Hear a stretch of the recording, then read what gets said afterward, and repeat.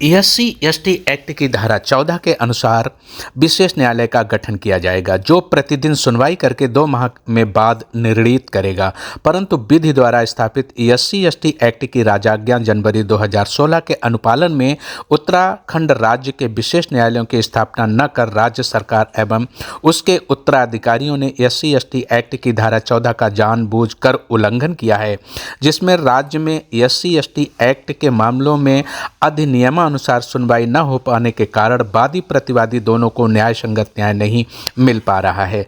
मुख्यमंत्री पुष्कर सिंह धामी ने मुख्यमंत्री का पद ग्रहण करने से पूर्व संविधान की 3री अनुसूची में वर्णित शपथ ली थी कि मैं पुष्कर सिंह धामी सत्यनिष्ठा से प्रतिज्ञान करता हूं कि मैं विधि द्वारा स्थापित भारत के संविधान के प्रति सच्ची श्रद्धा और निष्ठा रखूंगा। मैं भारत की प्रभुता को अखंड अक्षुण्ण रखूंगा। मैं उत्तराखंड राज्य के मुख्यमंत्री के रूप में अपने कर्तव्यों का श्रद्धापूर्वक और शुद्ध अंतःकरण से निर्वहन करूंगा तथा मैं भय या पक्षपात, अनुराग या द्वेष के बिना सभी प्रकार के लोगों के प्रति संविधान और विधि के अनुसार न्याय करूंगा। शपथ लेने के बावजूद उन्होंने संविधान का उल्लंघन किया। इसी संबंध में SC/ST एक्ट का वाद मुख्यमंत्री पर दायर हुआ है। जानते हैं पूरा विवरण संविधान बचाओ ट्रस्ट के संरक्षक व सुप्रीम कोर्ट के विद्वान अधिवक्ता राजकुमार जी से। SC/ST एक्ट की धारा 14 में क्या प्राविधान किया गया है? SC/ST एक्ट की धारा 14 ये कहती है कि राज्य सरकार माननीय उच्च न्यायालय के माननीय मुख्य न्यायाधीश से परामर्श करके समस्त जनपदों में SC/ST एक्ट के विशेष न्यायालय गठित करे। यानी विशेष न्यायालयों के गठन का प्राविधान है जी। SC/ST एक्ट संशोधन 2015 की राजाज्ञा क्या है? देश के प्रधानमंत्री आदरणीय नरेंद्र मोदी जी ने SC/ST एक्ट को बहुत मजबूत किया था 2015 में, जिसकी राजाज्ञा 1 जनवरी 2016 को जारी की गई थी, जिसमें कई सारे जो हैं संशोधन हुए थे, जिसमें एक मुख्य संशोधन धारा 14 में भी किया गया था और ये कहा गया था कि प्रत्येक राज्य में SC/ST एक्ट की त्वरित सुनवाई के लिए विशेष न्यायालयों का पर्याप्त संख्या में गठन किया जाए और यह कर्तव्य राज्य सरकार का था। तो क्या सभी राज्यों ने SC/ST एक्ट की धारा 14 का पूर्णतः पालन किया? जहाँ तक मेरी जानकारी है, देश के सभी राज्यों में उत्तराखंड को छोड़कर SC/ST एक्ट के विशेष न्यायालयों का गठन हो चुका है और वो 2016 में ही हो गया था और वहाँ जो है SC/ST एक्ट के प्राविधानों के अनुसार सुनवाई चल रही है। अच्छा, SC/ST एक्ट का जो प्राविधान अभी आपने बताया कि धारा 14 के अंतर्गत विशेष न्यायालयों का गठन किया जाएगा, अगर उत्तराखंड में गठन नहीं हुआ है तो उससे वादी और प्रतिवादी को क्या नुकसान और फायदा हो सकता है? SC/ST एक्ट विधि द्वारा स्थापित, संसद द्वारा पारित, महामहिम राष्ट्रपति द्वारा अनुमोदित एक अधिनियम है और जो भारतीय संविधान का एक अंग है। यदि SC/ST एक्ट के मामलों की सुनवाई करने वाला व्यक्ति, जिसे सुनवाई करने वाले को राजपत्र द्वारा, महामहिम राज्यपाल के राजपत्र द्वारा अधिसूचित ही नहीं किया गया, तो उसके द्वारा दिए गए निर्णयों का कोई मीनिंग नहीं बनता। अर्थात ऊपरी कोर्टों में जाकर उन केसों में जहाँ तक मुलजिम पक्ष की बात है वो छूट जाएंगे, अभियुक्त पक्ष जो है वो छूट सकता है SC/ST एक्ट की कोर्ट की अधिसूचना जारी न होने के कारण। रही बात वादी को फ़ायदे, वादी को ये फ़ायदे हैं कि SC/ST कोर्ट त्वरित सुनवाई करने का प्राविधान इसमें किया गया है और प्रतिदिन सुनवाई करके 60 दिन में SC/ST एक्ट के मामलों को डिसाइड करने के लिए इस देश की पार्लियामेंट ने ये कानून बनाया है कि अनुसूचित जाति के लोगों को त्वरित न्याय मिले। जहाँ तक प्रतिवादियों की बात है, प्रतिवादी को भी त्वरित न्याय में फ़ायदा है। कहीं कहीं जो है मामले जो है झूठे भी हो सकते हैं, जिसमें उसको मुलजिम पक्ष जो है बरी होता है, तो यदि इसको त्वरित जो है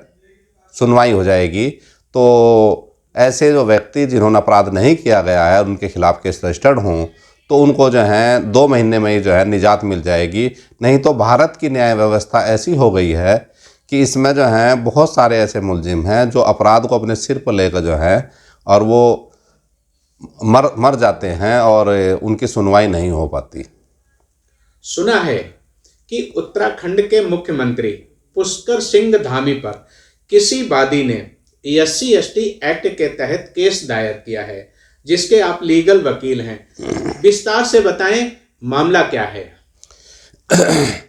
उत्तराखंड राज्य में हरीश रावत सरकार ने 2013 में जाते जाते एक शिल्पकार जाति के नाम पर 48 जातियों को अनुसूचित जाति की सूची में अवैध रूप से शामिल कर दिया था, जबकि यह अधिकार संसद एवं जो है महामहिम राष्ट्रपति का है। संविधान के आर्टिकल 341 का उल्लंघन करके इन्होंने जो है इसको जो है 48 जातियों को शामिल किया गया। एक मीनू हमारी क्लाइंट है, उसके जो है वो ग्राम प्रधान का चुनाव लड़ी थी और जो अवैध जातियां SC में शामिल की गई थी 2013 दिसंबर में, उनमें से एक लोहार जाति की महिला उत्तरकाशी निवासी ने सिकरोडा हरिद्वार गांव में एक फर्जी प्रमाण पत्र बनवाकर वहां की ग्राम प्रधान बन गई थी। उसके कई सारे SC/ST एक्ट के मुकदमे हरिद्वार के जो है डिस्ट्रिक्ट कोर्ट में चल रहे थे। जनपद हरिद्वार में जिला जज SC/ST एक्ट के मामलों की सुनवाई कर रहे हैं, तो उनकी सुनवाई प्रॉपर रूप से नहीं हो पा रही थी, बार बार उसमें जो है समय लग रहा था और FIR कराने में ही मुकदमा चलाना पड़ रहा था, जबकि SC/ST एक्ट की धारा 42A एवं रूल 51 यह प्राविधान करता है कि पीड़ित की मौखिक और लिखित शिकायत पर ही मुकदमा पंजीकृत करने का प्राविधान था। तो उसने जब उसको लगा कि जो है SC/ST एक्ट के न्यायालय नहीं बने हैं उत्तराखंड में, उसी कारण से जो है उसके केस जो है प्रभावित हो रहे हैं। उसका एक केस हरिद्वार में था, वहाँ जिला जज सुन रहे थे, एक केस उसका देहरादून में था, तो देहरादून में ADJ पंचम सुन रहे थे। तो इस अव्यवस्था को देख कर उसने जो है SC/ST एक्ट जो है कि सेक्शन 4 में एक प्रदेश के मुख्यमंत्री पुष्कर सिंह धामी, मुख्य सचिव और प्रमुख सचिव गृह के खिलाफ जो हैं सेक्शन 4 और IPC की धारा 166, 167 में जो है वाद योजित किया है, जो 20 दिसंबर को जो है दाखिल हुआ था, जिस पर जिला जज महोदय ने 22 दिसंबर 2023 को स्वीकार करते हुए उसको उस पर विस्तृत आदेश पारित किया है और उन्होंने उस केस को रजिस्टर्ड करके प्रमुख सचिव होम को जो है आदेशित किया है कि वह SC/ST एक्ट के प्राविधानों के अनुसार इसकी विवेचना जो है करा के और 1 माह के करीब जो है उसकी रिपोर्ट जो है न्यायालय में भेजें, जिसकी अगली सुनवाई 5 फरवरी को होगी। मुख्यमंत्री पुष्कर सिंह धामी पर जिन जिन धाराओं में मुकदमा दर्ज हुआ है, उन धाराओं का थोड़ा विस्तार से उल्लेख कर दीजिएगा कि परिणाम क्या होगा। देखिए, SC/ST एक्ट की धारा 4 ये कहती है कि यदि कोई लोक सेवक जो अनुसूचित जाति जनजाति का नहीं है, वह SC/ST एक्ट और इसके बनाए गए नियमों का जानबूझकर उल्लंघन करता है, तो उसमें न्यूनतम 6 माह और अधिकतम 1 वर्ष तक की सज़ा का प्राविधान SC/ST एक्ट की धारा 4 में किया गया है। और 166, 167 पद पर रहते हुए अपने पदीय दायित्वों का पालन न करना, ये भी एक अपराध है। इसमें भी 1 साल तक की जो है सज़ा का प्राविधान है। और जिस तरह से जो है उत्तराखंड के मुख्यमंत्री ने अपनी शपथ लेने के बाद जो उन्होंने शपथ ली थी मुख्यमंत्री बनने के समय कि मैं संविधान के अनुसार कार्य करूंगा, तो यदि SC/ST एक्ट की राजाज्ञा उन्होंने नहीं जारी की तो उन्होंने अपनी शपथ का भी उल्लंघन किया है और SC/ST एक्ट की जो विधि द्वारा स्थापित, संसद द्वारा पारित, माननीय राष्ट्रपति द्वारा अनुमोदित राजाज्ञा है, तो उसका भी पालन नहीं किया। ऐसी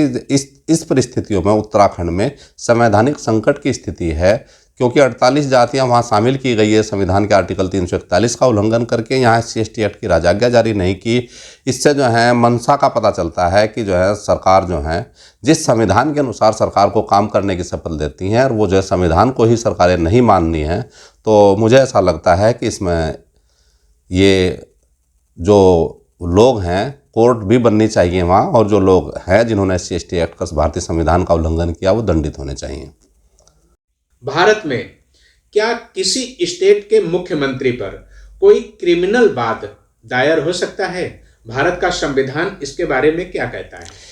भारत के संविधान के अनुच्छेद 361 में महामहिम राष्ट्रपति और महामहिम राज्यपाल को जो विधि के समक्ष समानता का जो अधिकार नागरिकों को मिला है, तो इनको छूट मिली है। सिर्फ जो है राष्ट्रपति राज्यपाल को इम्यूनिटी प्राप्त है कि उनके खिलाफ उनके टेनओवर के दौरान कोई मुकदमा जो है उनके खिलाफ नहीं योजित हो सकता, लेकिन वो जब अपने पद से हटेंगे उसके बाद उनके खिलाफ भी क्रिमिनल प्रोसीडिंग चल सकती है। इसी प्रकार बाकी किसी को छूट नहीं मिली है। मुख्यमंत्री के खिलाफ केस रजिस्टर्ड हो सकता है, ये वाद है, और ये मुख्यमंत्री के खिलाफ जो है SC/ST एक्ट का जो है उल्लंघन करने का जो है भारतीय संविधान के SC/ST एक्ट के उल्लंघन करने का वाद उनके खिलाफ योजित हुआ है, जिस पर 22 जो है दिसंबर 2023 को माननीय जनपद न्यायाधीश हरिद्वार ने उनके विरुद्ध SC/ST एक्ट की सेक्शन 4 का केस रजिस्टर्ड करके और प्रमुख सचिव होम को SC/ST एक्ट के प्रावधानों के अनुसार जांच करने के आदेश पारित किए हैं।